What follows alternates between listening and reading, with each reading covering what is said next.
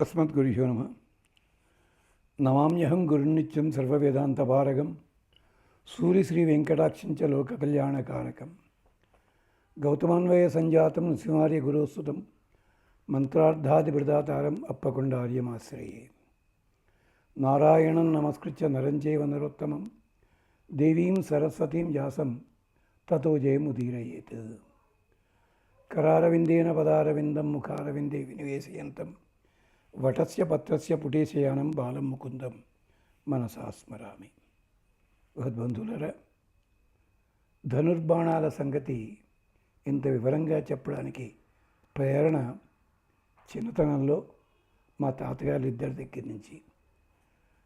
పెద్ద తాతగారు అప్పకొండమాచార్య స్వామి వారు వారి దగ్గర బ్రహ్మోపదేశం చేసుకుని వారి దగ్గరే పంచకావ్యాల్లో రఘువంశంలో మొదలుపెట్టుకుని అక్కడ దిలీపుడు రఘు వీళ్ళ గొప్పతనాల గురించి చెప్పుకుంటే అక్కడ కూడా ధనుర్బాణాల ప్రసక్తి వచ్చింది. తర్వాత మహాభారతానికి పునాది రాజాజీ మహాభారతాన్ని మా తాతగారి దగ్గర ఆయన స్నేహితుడు రైతు ఒక ఆయన నేర్చుకుంటూ ఉండగా అది చదివితే ఆ మహానుభావుడు ఆశీర్వదించాడు. మీ అబ్బులు గారు ఓ రోజు గొప్పవాడు అవుతాడండి అని. ఆయన గారపాటి 7 కొండల రాయుడు.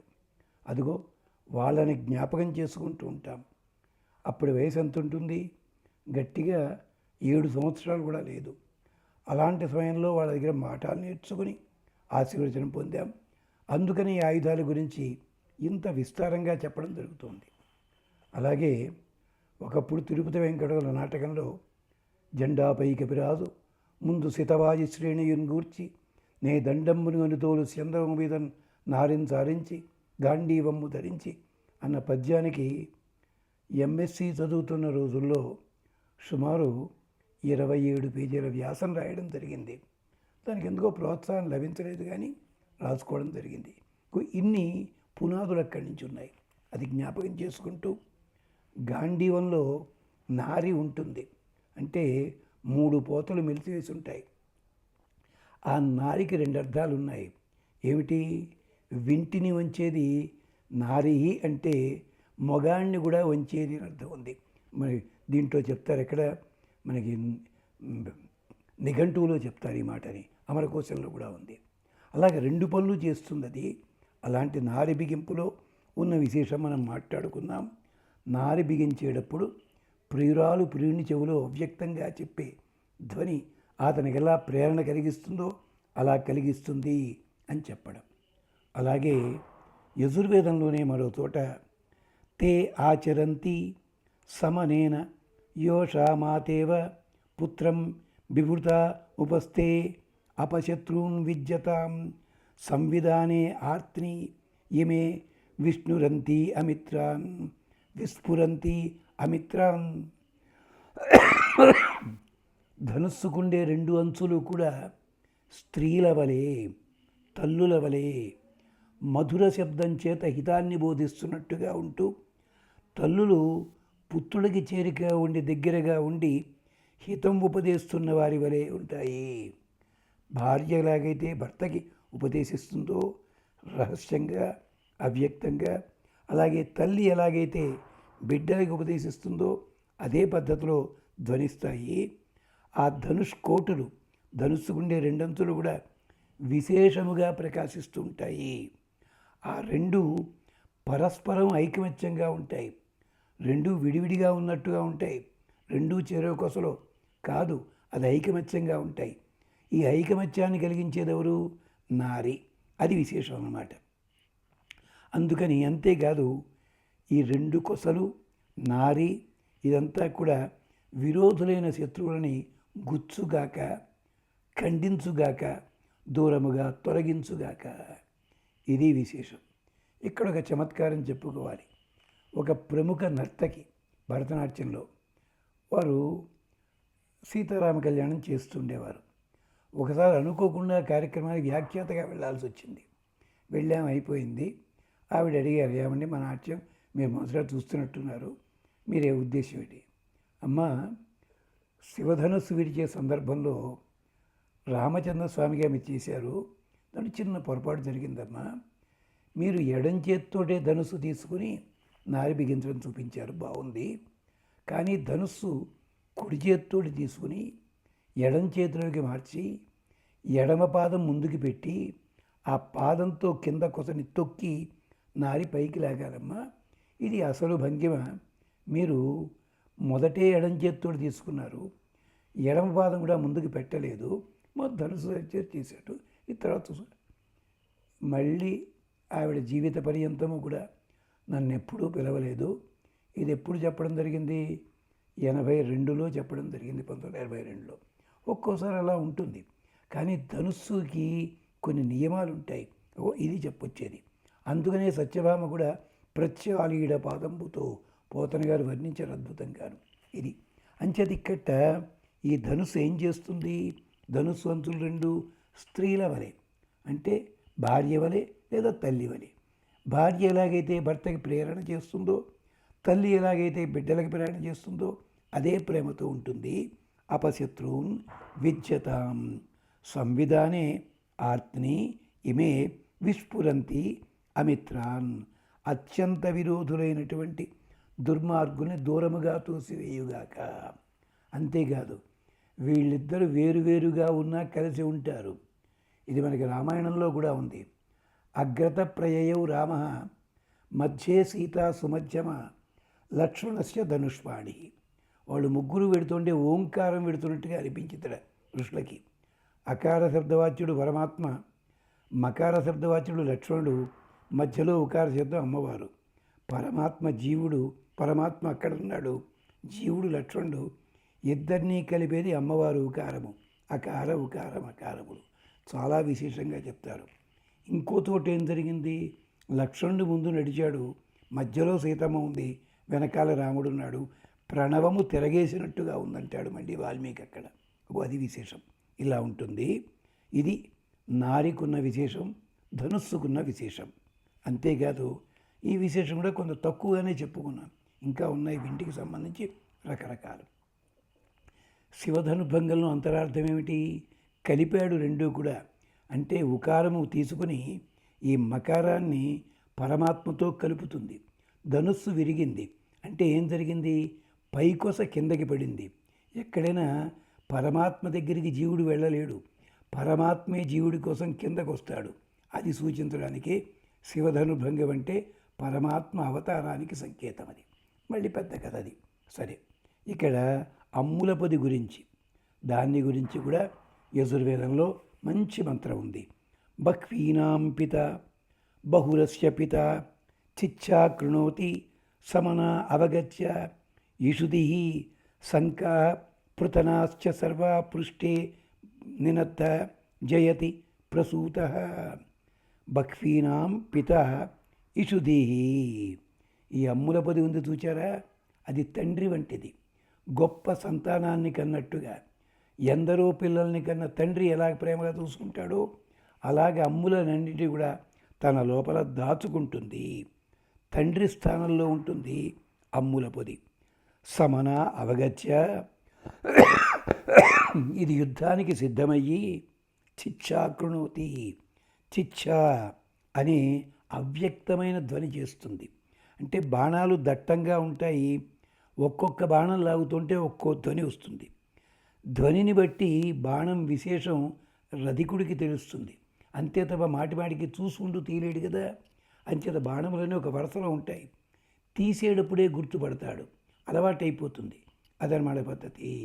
లైబ్రరీకి వెళ్తాం, లైబ్రరీని తెలుస్తాయి ఏ పుస్తకాలు ఎక్కడ మనకి తెలియదు, మొత్తం అంతా వెతుక్కుంటాం. అలాగే వంటింట్లోకి వెళ్తే అమ్మకి తెలుస్తుంది, నాయనమ్మకి తెలుస్తుంది, భార్యకి తెలుస్తుంది ఏ వస్తువు ఎక్కడ మనం వెతుక్కోకల. వాళ్ళు టక్కన ఎక్కడ పెడతా తీస్తారు. సూపర్ మార్కెట్కి వెళ్ళినా వాళ్ళు అలాగే తీస్తారు. ఇది పద్ధతి. అలాగే బాణములు కూడా వచ్చినప్పుడు ఒక ధ్వని జరుగుతుంది. ధ్వనిని బట్టి ఆ బాణం విశేషం తెలుస్తుంది, ఏ మంత్రం ప్రయోగించాలో తెలుస్తుంది, ఎంత వేగం ప్రయోగించాలో తెలుస్తుంది రధికుడికి. ధ్వనిని బట్టి బాణం విశేషం తెలుసుకుంటాడు. అంచేత ఇది భీష్ముడి లాంటి వాడికి ప్రత్యర్థి గుణాలు కూడా గుర్తుపట్టగలడు ఆ బాణ వేగాన్ని బట్టి. అది పృష్ఠే నినత్త. ఈ ధనుస్సుకి రెండు పక్కలా కూడా బాగా కట్టబడి ఉంటుంది. ఇది ఏమిటి? బాణములు ఇవి కూడాను. ప్రసూత ధనుర్ధారి చేత ప్రేరేపించబడతాయి. సంకాహ అది బాణకర్షణం చేత లాగడం చేత, నారి లాగడం చేత సర్వాశ్చ పృతన జయతి. ఆ బాణము తగిలించి లాగేటప్పుడు విధానం ఉంటుంది. ఆ దాన్ని ఎక్కువ పెట్టడం అంటారు. ఆ విధానాన్ని బట్టి చూడగలిగితే దూరంగా ఉన్న ఆ బాణం గొప్పతనం తెలుస్తుంది, ఆ లాగే విధానాన్ని బట్టి. అందుకనే చూడండి, రామచంద్ర స్వామి చెట్లు కొట్టాడు, చెట్లు పడిపోయాయి. అంతేకాదు కొండని చీల్చింది, మళ్ళీ వెనక్కి వచ్చింది. వాలిని కొట్టాడు, నేలకి పాతి పెట్టింది అది. మారీచుడిని కొట్టాడు, గాలిలో పడ్డాడు వెళ్ళి. సుబాహుని చంపాడు. ఇలాగే అందుకనే అంటాడు హనుమంతుడు, యథా రాఘవ నిర్ముక్త శిర, రాముడి మనస్సెరిగి పనిచేస్తాయి బాణాలు, అల్లా పడతాను నేను అన్నాడు. అంతరార్థం అది. అలాంటివి బాణాలు అర్జునుడికి చేతిలో ఉంటాయి. అమ్ముల బదులు కూడా ఇంత గొప్పవి. అలాగని చెప్పి రథంలో ఉండే సారథిని కూడా తక్కువ చేయకండి అయ్యా. అదే అంటున్నాడు ఉత్తరుడితోటి, నువ్వు సారథివని చెప్పి నేను తక్కువ చూడటంలే, నీ సారథ్యంలో నేను జయిస్తా శత్రువుల్ని. ఎలాగా? యుద్ధకాండలో రావణాసుడి రథసారథి చెప్తాడు సారథ్యం గురించి. అందుకనే కృష్ణ పరమాత్మ కూడా పార్థసారథి అని పేరు ఊరికనే రాలేదు, చాలా గొప్పగా. జరాసంధుడిని చంపిన తర్వాత జరాసంధుడి తండ్రి బృహద్రథుడు, అతని దగ్గర రథం ఉంది, బృహద్రథం అని పేరు దానికి. దానికి రెండు పక్కల గుర్రాలని కట్టచ్చు. ఎలా తోలాలో ఎవడికి అర్థం కాలే. కృష్ణుడికి తెలుసును, కానీ సారథి కావాలి కదా, దారుకుణ్ణి పిలిపించుకున్నాడు. దారుకుణ్ణి తెలుసుండే వచ్చాడు, అతడు సారథ్యం చేశాడు. చేత రథసారథి కూడా సామాన్యుడు కాదు. రథే తిష్టన్నయతి వాజిన పురో ఎత్ర ఎత్ర కామయతే సుశారథి అభీషూనాం మహిమానం పనాయత మన పశ్చాదనుయచ్చంతి రశ్మయ. ఇది ఇంతకుముందు చెప్పుకున్నదిరే గుర్తుంది, మళ్ళీ చెప్తున్నాం. ఇది సారథి ఘనత. ఏంటని రథం లోపల కూర్చుని నడిపిస్తాడు. గుర్రములు ఎక్కడెక్కడికి వెళ్ళాలో అదే పద్ధతిలో నడిపిస్తాడు. అలా నడిపించడానికే కళ్ళెములు ఉపయోగిస్తాయి. కళ్ళెముల పొడవు, కళ్ళెముల నిర్మాణము, కళ్ళెములు లాగే విధానము, వదిలిపెట్టే విధానము, ఇదంతా చెప్తుంది. అందుకని అభీషూనాం మహిమానం పనాయత. ఆ కళ్ళెములకి నమస్కరించండి అయ్యా. గుర్రాల స్వభావం చెప్తుంది. మనపశ్చాత్ అనుయచ్చంతి రశ్మయ. సారథి మనస్సును అనుసరించే ఈ కళ్ళెములు కదులుతాయి, దాన్ని బట్టే గుర్రాలు కదులుతాయి. ఇది విశేషం. మరి గుర్రాల సంగతి ఏమిటండి? అది కూడా యజుర్వేదం చెప్తుంది. తీవ్రాన్ ఘోషాన్ కృణ్వతే వృషపాణయ అశ్వాః రథేభిః సహ వాజయంతః అపక్రామంతః ప్రపదైః అమిత్రాన్ క్షిణంతి శత్రూన్ అనపమన్యత. శత్రువులందరినీ కూడా నాశనం చేస్తాయి ఈ గుర్రాలు. ఈ గుర్రాల విశేషం మళ్ళీ ఇంకోసారి చెప్పుకుందాం మనం. అది ఏమిటది? తీవ్రాన్ ఘోషాన్ కృణ్వతే వృషపాణయ. వేగమే హస్తములుగా కలిగినది. వీటికి హస్తములు కాదు, పాదములు. పాదముల లోపల వేగమున్నది, అంటే గమనశక్తి గల పాదములు కలిగినవి. రథేభి సహ రథై సహ, రథములతో సహా వాజయంత, శీఘ్రంగా పోతాయి. అంటే గుర్రములు విడిగా ఎంత వేగంగా వెళతాయో రథాన్ని కట్టినా కూడా అంత వేగంగా. మా చిన్నప్పుడు ఒక జోక్ ఉండేది, ఎంత పైకి వచ్చినా ఇంకా పైకి రండి, ఇంకా పైకి రండి అనేవాడు గుర్రబండివాడు. ఎంత తలదించినా ఇంకా దించండి దించండి అనేవాడు పై ఆఫీసరును. గడ్డం గీసేవాడు మంగళ పని చేసేవాడు అన్నాడు. అంటే మంగళు తల దించండి దించండి అంటాడు. ఎంత బాగా తింటే అంత హెయిర్ కట్టింగ్. ఎంత పైకి వచ్చినా ఇంకా పైకి రండి అంటాడు నాయకుడు, దేశ నాయకుడు. గుర్రబండి కూడా అంతే, ఎక్కి కూర్చున్నా ముందుకు జరగండి ముందుకు జరగండి అంటుంటాడు. అంటే గుర్రం యొక్క పృష్ఠభాగం మీద ఎంత ఒత్తిడి కలిగితే అంత వేగంగా పరిగెడుతుంది. అది అందుకనమాట. ఇది అప్పట్లో చిన్నప్పుడు జోకిది. అలాగా అలా పరిగెడతాయి, శీఘ్రంగా పరిగెడతాయి. ప్రపదై పాదాగ్రముల చేత, పాదముల గిట్టల చప్పుడు చేత అమిత్రాన్ అపక్రామంత, శత్రువులందరినీ కూడా ఆక్రమిస్తాయి, వాళ్ళని తొలగిస్తాయి, జయిస్తాయి. అశ్వా తీవ్రాన్ ఘోషాన్ కృణ్వతే. అవి సకిరించిన ధ్వని గుండెల్లో రైళ్లు పరిగెడతాయి వాళ్ళకి, జనాలకి. అలాగా తీవ్రాన్ ఘోషాన్ కృణ్వతే అనపవ్యయంత ప్రత్యాసక్తిని చెయ్యనివి, భయపడనివి అవి, శత్రువున్ క్షిపంతి. మీలో ఎవరైనా కానీ ఒకప్పటి మిమిక్రీ ఆర్టిస్టు ప్రసిద్ధి కలిగిన ఆయన నేరళ్ళ వేణుమాధవ్ గారు ఉండేవారు. ఆయన గుర్రం పరిగెత్తే విధానాన్ని దొల్లు చూపించేవారు. ఇసుక మీద ఎలా పరిగెడుతుంది, చప్పుడు ఎలా ఉంటుంది, తారు రోడ్డు మీద ఎలా ఉంటుంది, స్లోగా పరిగెడితే ఎలాగా, వేగంగా వెడుతూ వెడుతూ స్లో అయితే ఎలా ఉంటుంది, ఇదంతా అప్పట్లో చాలా మిమిక్రీ చాలా గొప్పగా చేసేవారు. ఇదంతా యజుర్వేదంలో దాని గుర్రపు డెక్కల చప్పుడు ఎలా ఉంటుందో అది వర్ణిస్తాడు యజుర్వేదంలో. ఇది మెకెన్నాస్ గోల్డ్లో చాలా బాగా వాడుకున్నాడు ఆయన మహానుభావుడు. అంచేత అశ్వముల వైభవం ఉన్నది పురాణ గాథల్లో చాలా చోట్ల మనకి కనిపిస్తుంది. అది విశేషం. ఇక రథము, రథవాహనము, రథ విశేషాలు ఉండడానికి ప్రత్యేకించి చాలా గొప్పగా చెప్తారు. రథములో భాగాలు, ఇతర ఉపకరణాలు, ఆయుధాలు ఉంచడానికి వేరే వాహనం అట్టే పెడతారు. ఈ రెండు కూడా అంటే రథము ఇవి కూడా రథంలో భాగాలే. అవి వాటి విశేషాలు మనం మాట్లాడుకోవాల్సి ఉంటుంది. రథవాహనం అన్నది ఇదంతా కూడా యజ్ఞానికి సంబంధించే విశేషము. ఇలాంటి విశేషాలు మళ్ళీ మనం మాట్లాడుకుందాం ఇంకో భాగంలో. స్వస్తి.